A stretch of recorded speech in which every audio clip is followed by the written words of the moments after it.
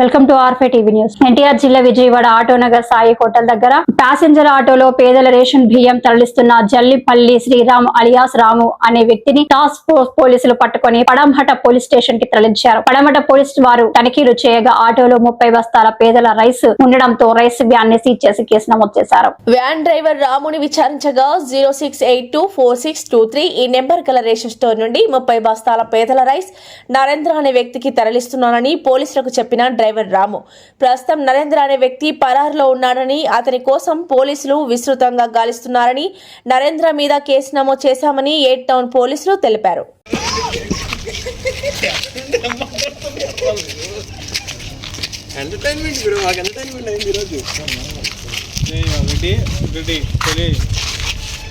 ఎక్కడది స్పాట్ అన్నా ఏ బండి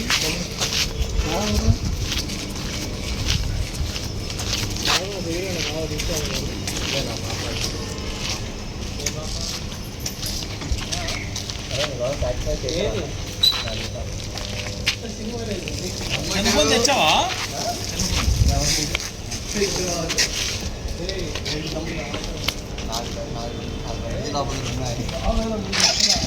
చెప్తున్నా